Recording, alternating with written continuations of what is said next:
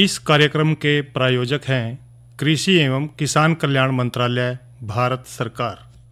हर जोखिम से निकल कर फसल आए, सुरक्षित हो जाए। फसल बीमा से हर किसान अब आत्मनिर्भर हो जाए। संकट के समय प्रधानमंत्री फसल बीमा योजना किसानों के लिए वरदान है। अब सूखा पड़े या बाढ़ आ जाए कोई डर नहीं, अब ओले पड़े या कीट पतंगे फसल खा जाए कोई फिक्र नहीं, क्योंकि हमने लिया है प्रधानमंत्री फसल बीमा। बुआई से फसल कटाई तक हर जोखिम का दावा, न्यूनतम प्रीमियम पर अधिकतम भुगतान का वादा। योजना से हर साल जुड़ रहे हैं 5 करोड़ से ज्यादा किसान। अब आपकी है बारी। नजदीकी कृषि कार्यालय, सहकारी समिति, बैंक शाखा, अधिकृत बीमा कंपनी या जन सेवा केंद्र में स्वेच्छा से करा सकते हैं पंजीकरण। फसल बीमा पोर्टल या फसल बीमा ऐप द्वारा भी कराया जा सकता है पंजीकरण। प्रधानमंत्री फसल बीमा योजना, आपकी फसलों का संपूर्ण सुरक्षा कवच। कृषि एवं किसान कल्याण मंत्रालय, भारत सरकार। कृष्ण भाई राम राम। विनोद भाई आपने भी राम राम, और कार्यक्रम सुनने वाले सब बन भाइया ने हमारी राम राम। तो विनोद भाई, जय कृष्ण भाई, मैं देखा कि जो थारी कैप्टी है ना, हाँ वह रेत बड़ा बगान लग रही, चक्कर क्यों रही हो भाई? मेरा नहीं के दिक्कत आ रही के नहीं है, लेकिन एक बात तो है कृष्ण भाई, हाँ जिक्र तो हम सारी चीज़ें कर रहे हैं भाई, दवाई का भी है, खेत में वही किस तरह व्यवस्था करनी है, सब चीज़ों का जिक्र कर रहे हैं, लेकिन पानी का जिक्र भी जरूरी है, क्योंकि चाहे हम फसल लेने तो लाग रहे हैं, लेकिन भरपूर अगर हमने उपज लेनी है तो चाहे वो उन्नत बीज और संतुलित खाद के गेल गेल जो है बढ़िया पानी का होना और पानी के साधन सही होना, ये बहुत जरूरी है। पर मैंने तो नहीं देखा कि थारा जो ट्यूबवेल था ना उसमें कुछ खराबी हो रही। बिल्कुल आ रही भाई, या तो थारे ट्यूबवेल में देख भाई जर लग रहा, हाँ, या उसमें कोई पापड़ी जम रही, हाँ उसका है, हाँ, तो इस करके जो है तो पानी भी थोड़ा दे रहा है और मैला भी दे रहा है जी। देखो चाहे भाई ट्यूबवेल का जो प्रबंध है वो अपना ठीक ठाक नहीं करे तो देखो समस्या तो यह भी आवेगी, एक तो बिल्कुल पानी बढ़िया नहीं आवेगा, हाँ, तो पानी बढ़िया नहीं आएगा तो भाई फसल पर भी असर पड़ेगा। तो इस करके भाई देखो जो हमारा ट्यूबवेल है, पानी का जो साधन है जिससे हम खेत में पानी देंगे जी, वो बहुत बढ़िया होना चाहिए। हाँ, तो क्यों ना फिर आज चर्चा इसी विषय पे कर लें। चलो विनोद भाई इस पे कर लेंगे। हाँ, नलकूपों की जो समस्या और उसका समाधान जो है किस तरह करें। बिल्कुल। और कृष्ण भाई एक और बात है कि जो अध्ययन हुए हैं ना, जो भी इसके ऊपर वैज्ञानिकों ने इस पर रिसर्च करी है, उसमें यह पाया कि जो नलकूपों का अगर हम सही ढंग से प्रबंधन ना करें तो उसकी वजह से लगभग 20 से 30% तक जो है ऊर्जा है उसकी कमी आवे है। और जो नलकूपों की जो विफलता है, उसमें जो समस्या है, उसके कारण और उसके निदान की अगर बात करें तो सबसे पहली जो समस्या देखी जाए है नलकूपों में वह है पानी के साथ बजरी, रेत, सिल्ट या फिर जो चिकनी माटी है उसके कण आना। एक बात और देखने में कई बार विनोद भाई जी, जिस तरह के किसान भाई देखे भी यूरा लावेंगे हम ट्यूबवेल अपना, हाँ, लेकिन वो बोर भी हो जा, हाँ, लेकिन पानी नहीं आंदा जी, लेकिन पानी नहीं आवेगा तो भाई देखो उसकी तो मेहनत भी गई, बिल्कुल, और पैसे भी लगे, हाँ, फिर नहीं देखेंगे भाई पानी आवेगा कटते और कड़ किस जगह पर भी हम ट्यूबवेल लगावा कि पानी जो है ना बढ़िया भी आवा। कई बार ट्यूबवेल तो लग जा लेकिन पानी बढ़िया नहीं आवेगा, खार आवेगा, हाँ, लेकिन ऐसा पानी चाहिए माना जो फसल भी भाई अच्छा लगे। बिल्कुल बिल्कुल, जब फसल में बढ़िया पानी देंगे तो अच्छी फसल होगी, खारे पानी तो देखो फसल नहीं होती है। सही करो कृष्ण भाई, तो इस तरह की जमीन देखनी चाहिए हमने जड़ा भाई पानी का स्रोत अच्छा लग सके हमारा, ताकि पानी अच्छा निकला, उसमें पानी बढ़िया भी निकला और भरपूर मात्रा में निकला। हाँ, और इसमें एक और कृष्ण भाई समस्या है जो है वह है कि भाई क्षमता तो ज़्यादा हम पानी लेवे हैं, जिससे वो जो जलदायी है उसका पानी का जो लेवल है वो कम हो जाए है, क्योंकि नलकूपा में पानी जो है का पंप जब लगा रहे हैं तो उससे निकाल जो है हम ज़्यादा पानी निकाल रहे हैं, जो जितना जमीन में पानी है उस तल तक ज़्यादा हम पानी खींच रहे हैं, ज्यादा मोटर चला रहे हैं। हाँ, तो इसका पता क्या कारण है? जिस तरह के अब सरकार ने ये देखा कि भाई पानी वाली जो फसलें हैं वो थोड़ी कम कर दी। हाँ, जिस तरह के भी 60 जीरी लायक रहते किसान भाई, बिल्कुल भाई, तो वो बंद कर दी कि उसमें पानी ज्यादा लगे रहता। हाँ, पानी ज्यादा लगे तो देखो भाई ऐसी फसलें क्या सरकार भी बोलो जिसमें पानी की खपत कम हो। जिस तरह के अपना जिक्र भी करेंगे थोड़ी देर में, हाँ, कि भी बाजरा बो, हाँ, मोटे अनाज पैदा करो भाई, ताकि पानी भी बचत हो जाए और फसल भी पैदा हो जाए और पोषक तत्व भी सारे मिल जाए उसमें। और कृष्ण भाई एक और उसमें समस्या हुआ है जो हमारे नलकूप है वाटर एम्परिंग की। और वाटर एम्परिंग है कि जब पानी का जो बल है उसमें हम रोक दें, बिल्कुल, या फिर अचानक उसकी हम दिशा ने बदल दें, तो उसकी वजह से क्या है दबाव में अंतर आ जाए है, और उस दबाव के अंतर के कारण जो है जनरेटर पे जो है वो लोड जो है उसका परिणाम जो है अलग हो जाए। बिल्कुल, और इसी दबाव के परिणाम स्वरूप जो है हम वाटर एम्परिंग का है। और वाटर पंपिंग ज़्यादातर जो है अधिक लोड बढ़ने के कारण, या फिर जो अचानक पाइपलाइन की जो प्रणाली है उसमें एकदम तो बदलाव करते हैं, बिल्कुल। या फिर जो जड़ पाइपलाइन खत्म होने लग रही है और हमने एकदम वाल बंद कर दी तो एकदम जो है दबाव बढ़ गया। तो इस तरह की समस्या कई बार आ जाए तो उसका हमने निदान करना है, और उसके निदान खातर जो है कुछ एक बात का ध्यान रखना जरूरी है। एक तो जो मुख्य सिंचाई है उस पर दबाव कम रखें, दूसरा पानी का जो बहाव है उन्हें कम रखें, और साथ में भाइयों जो पाइपलाइन की जो प्रक्रिया है उसने अच्छे तरह इस्तेमाल करें, और सीधे प्रवाह की जो पाइपलाइन है उनकी लंबाई कम होनी चाहिए।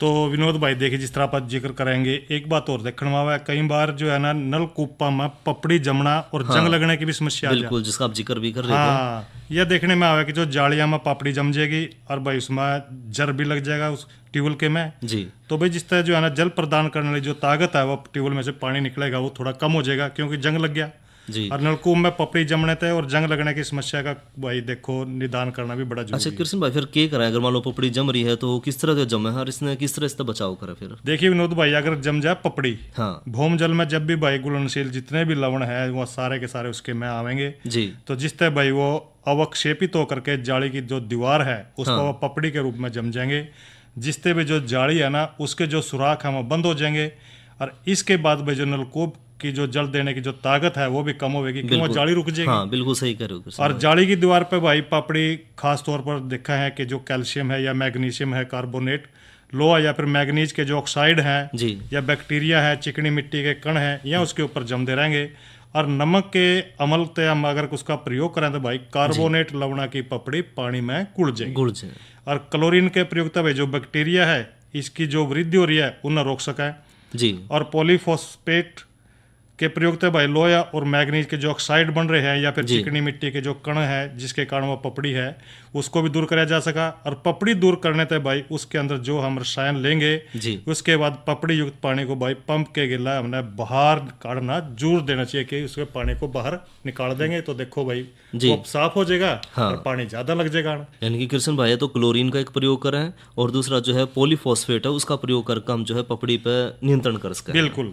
और कृष्ण भाई पर आप एक बात और कह रहे थे ना कि जंग लगना जो है यह समस्या भी बड़ी है, क्योंकि ना पानी में जो घुलनशील लवण की आप बात कर रहे थे वो ज़्यादातर कार्बन डाइऑक्साइड या जो ऑक्सीजन है और हाइड्रोजन सल्फाइड है, इस तरह की जो गैसेज है उसके कारण जो उसमें जंग लगने की संभावना बढ़ जाए, और जंग लगने के बाद जो है नलकूप की जो जाली है उसका छेद बड़ा हो जाए। बिल्कुल। अच्छा देखो, पपड़ी जम जाए तो छेद छोटा हो जाए। हाँ। और जब जंग लग जाए तो लोहे ने खा जाए तो पपड़ी जो उसका साइज है आकार है वो बढ़ जाए, और इसके बाद जो है जाली जो है वो ख़त्म होनी शुरू हो जाए।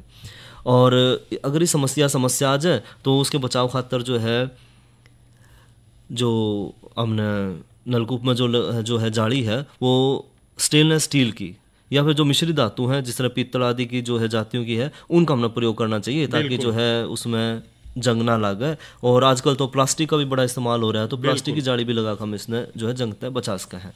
और कृष्ण भाई एक और जो चीज़ है वो है कमज़ोर जाली का प्रयोग करना, क्योंकि कई बार किसान भाई जो हैं सस्ते के चक्कर में भी पैसा बचत हो जाएगी लेकिन उल्टा नुकसान हो जाए उसमें। तो कमज़ोर जाली जो है वो नलकूप के निर्माण के समय जो है वो उसके बाद जो है वह टूट जाए, दब कर टूट जाए, और जिस तरह नलकूप की जो कार्यकरण की क्षमता है वह भी खराब हो जाए और पानी आना बंद हो जाए। इसलिए भाई ज़रूरी है कि शुरू में जो है जाली अच्छी तरह की जो लेवा, अच्छी क्वालिटी की लेवा और कमज़ोर जाली ना लेवा। एक बात खास देखने में आवा है विनोद भाई, कई बार जो अपने ट्यूबवेल है ना, हाँ, इनके कुएं में हाँ। गैस ज्यादा देखने में मिला। बिल्कुल भाई, कई बार जो है ना गैस हुआ पता लगता नहीं। हाँ। और नीचे जिस तरह आदमी उतरेगा वह गैस उसमें चढ़ जाएगी और वो आदमी देखो हाँ। उसकी मृत्यु हो जाएगी। तो ये कई बार देखने में आवा। किसान भाइयों के लिए तो ये बन रहा है। तो बारिश के मौसम में भी देखा है कि हरियाणा और पंजाब में तो बहुत सारे ऐसे नलकूप गहरे जो कुएं हैं ना उनमें गैस जो है ना इकट्ठी हो जाएंगी। और कहीं भाई जो व्यक्ति कुएं में उतरेगा तो भाई देखो उसने दिक्कत तो रहेगी। हम तो ये कहें कि जब भी आप कुएं में उतरो भाई, एक तो कुएं में मिट्टी के तेल के जलते लैंप को नीचे लेकर के जाएं। अगर पता लगाएं भाई यदि लैंप बुझ गया तो कुएं में इसका मतलब यह है कि कोई न कोई हानिकारक गैस उसके अंदर है।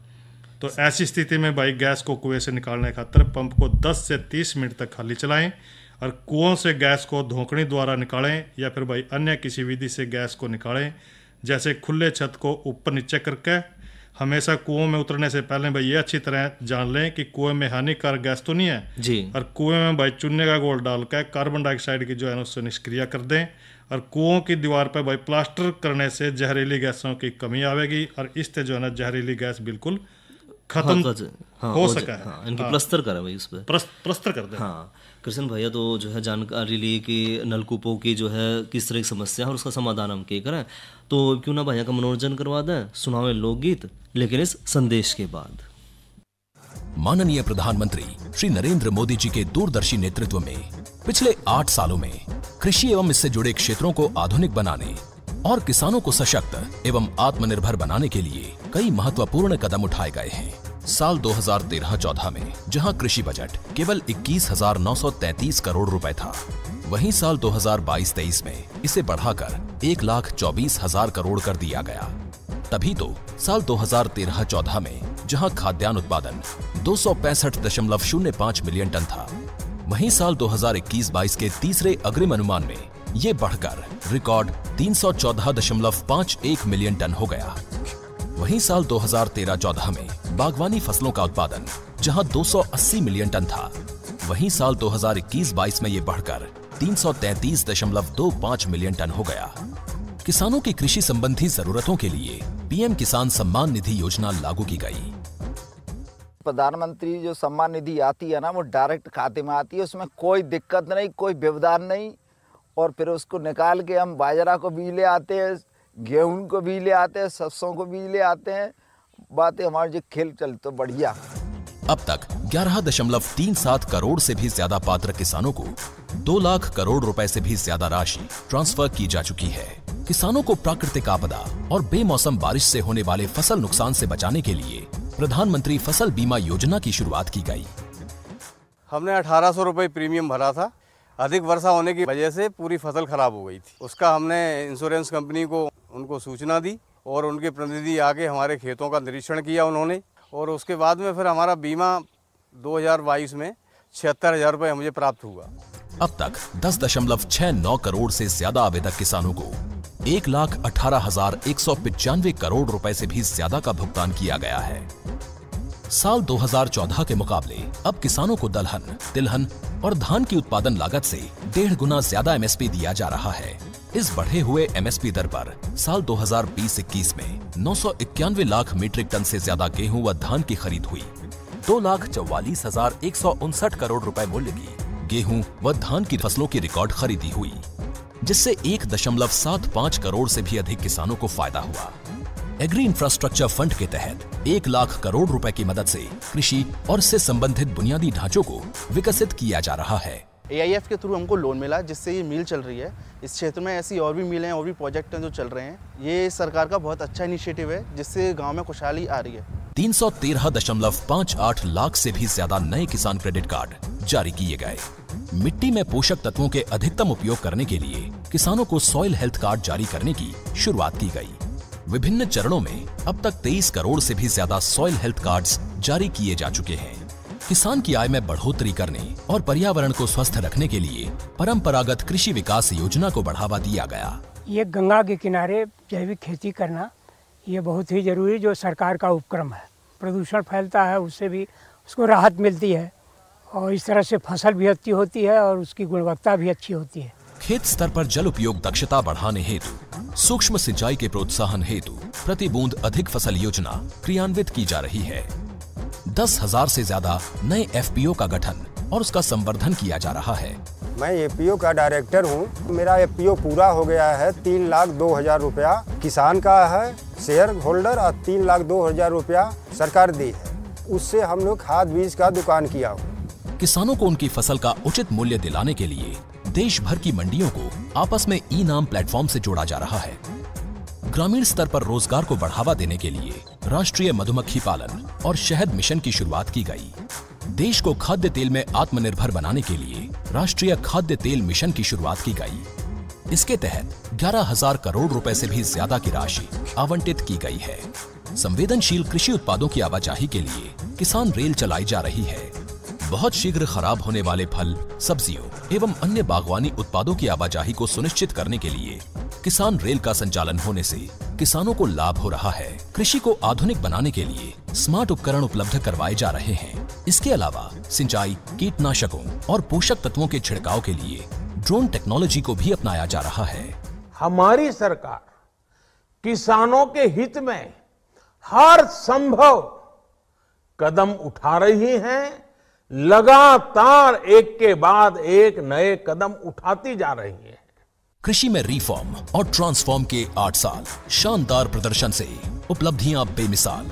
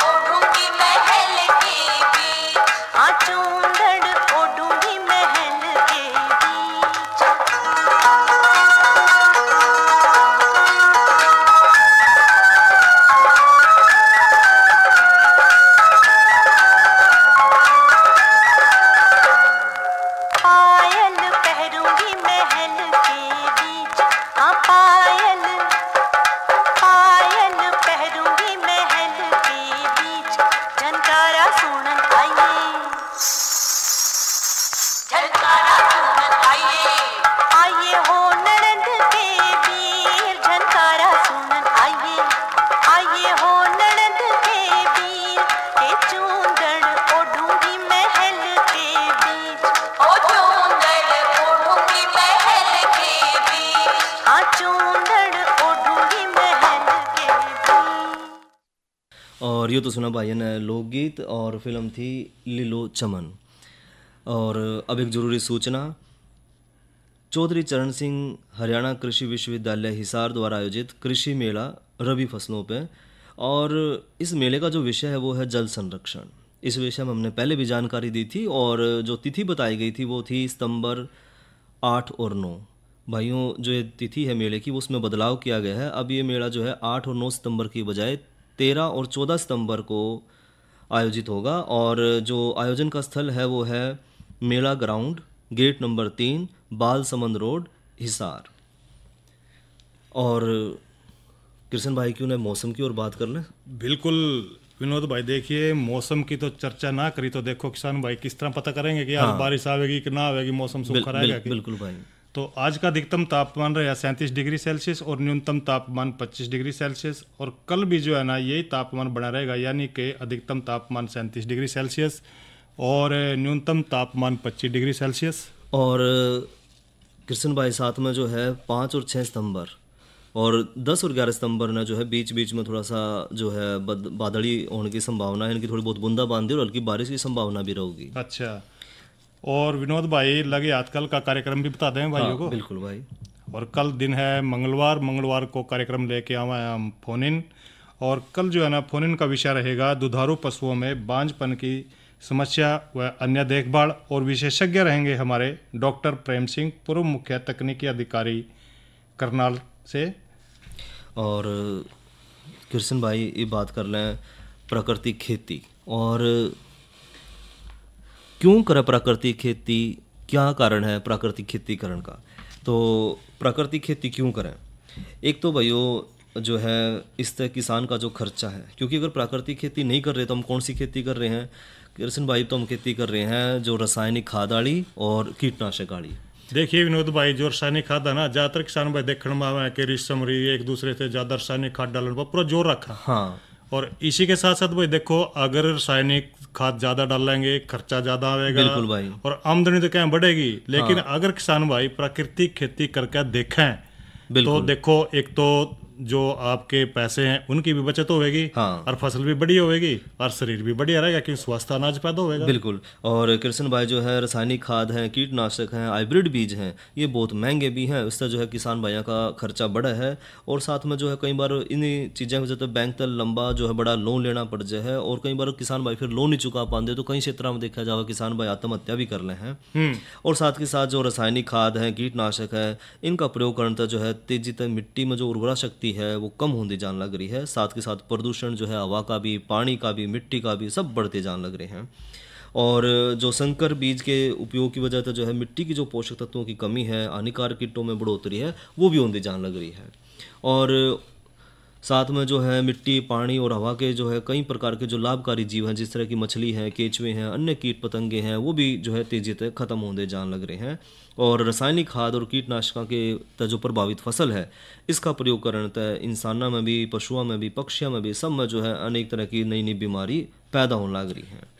तो इस तरह की जो है कई समस्याएं जो हैं, हम जो रासायनिक खाद और जो उर्वरक है उनका इस्तेमाल कर रहे हैं, उनसे देखी जाओ है तो प्राकृतिक खेती की तरफ हम बढ़ेंगे तो इन सारी समस्या का हमें निजात मिलेगी, समाधान होगा। तो विनोद भाई देखिए लगे यार थोड़ी चर्चा और कर लें कि पौष्टिक आहार, मोटा अनाज। जी विनोद भाई देखिए, मोटे अनाज ना तो आप जाने हैं, रोज चर्चा कर रहे हैं कि यानी कि बाजरा कह रहे भाई, बाजरे की खिचड़ी तो लगा भी स्वाद है विनोद भाई। बिल्कुल आगा भाई। अगर भाई कह रहे बासी खिचड़ी हो तो और भी स्वाद लगा। तो इस करके भाई हम तो ये कहें कि जो मोटा अनाज आना, इसके अंदर पोषक तत्व तो बहुत ज्यादा मात्रा में है। जिस तरह की एक तो इसमें प्रोटीन है जी, क्रूड फाइबर है, आयरन है, जिंक है, फास्फोरस है, यह सारे के सारे पोषक तत्व भाई ईद फसलों के अंदर मिला है। और बच्चे और जो महिलाएं हैं उनमें जो पोषण की कमी है, इसको दूर करने में भाई ये काफी उपयोगी है। भाई देखो, जो उपयोगी तो है लेकिन स्वास्थ्य लाभ भी मिलेगा विनोद भाई। जिस तरह के पेलाग्रा है, अनीमिया है, बी कॉम्प्लेक्स है या विटामिन की कमी है, इसको दूर करने खातिर भी भाई मोटे अनाज पूरे लाभदायक हुआ जी। इसके अलावा जिस तरह के मोटापा है या भाई मधुमेह है या दूसरी जीवन शैली से संबंधित रोगों को दूर करने खातिर भी भाई काफ़ी उपयोगी सिद्ध हुआ है जी।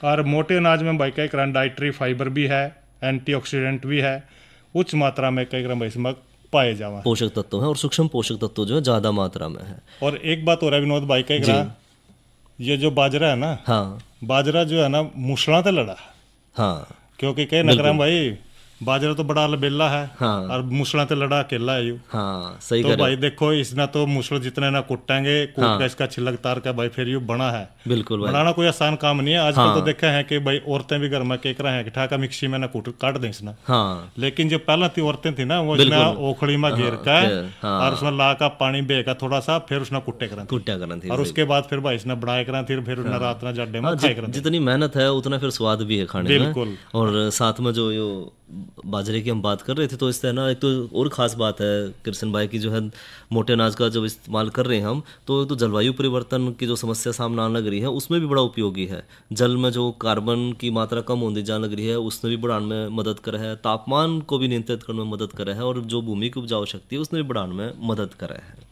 तो भाई देखो ये तो करिए हमने चर्चा है कि जो पौष्टिक आहार है मोटा अनाज, और इस कार्यक्रम के प्रायोजक थे कृषि एवं किसान कल्याण मंत्रालय, भारत सरकार। अरे अरे अरे क्या कर रहा है? इधर इधर इधर हम बोल रहे हैं तेरे बीजू का। पुतला बोल रहा है?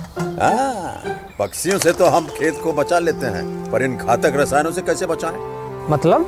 देख बेटा, तू जो ये अंधाधुंध रसायन मिलाता है ना, मिट्टी की सेहत बिगड़ने लगी है, और जब माटी ही कमजोर पड़ जाएगी तो उपज कैसे सेहतमंद होगी? अरे पहले ऐसा नहीं था, पूछना अपने बड़े बुजुर्गों से, कैसे फसल लहलहाती थी, शुद्धता झलकती थी। हाँ, माटी भी तंदुरुस्त और लोग भी। अरे पहली वाली बात कहाँ? पर अब तो सब यही डाले हैं। सब नहीं, आज भी लाखों जागरूक किसान परंपरागत विधि से फसल उगा रहे हैं, खर्चा कम और उपज की कीमत भी बेहतर पा रहे हैं। सच है? रे बेटे एक्सपीरियंस से बता रहे हैं, धूप में बाल सफेद नहीं किए हैं। हाँ। ठीक है भाई, मैं भी आज से जैविक खेती शुरू करूंगा। माटी से प्रेम की परंपरा है, परंपरागत खेती। और इसी के साथ जो है कृष्ण भाई कार्यक्रम का समय जो है हमें आगे जो है घड़ी बढ़ने की इजाज़त नहीं दे रही है, और इससे भाइयों से लेवा इजाज़त। अच्छा भाइयों, राम राम, राम।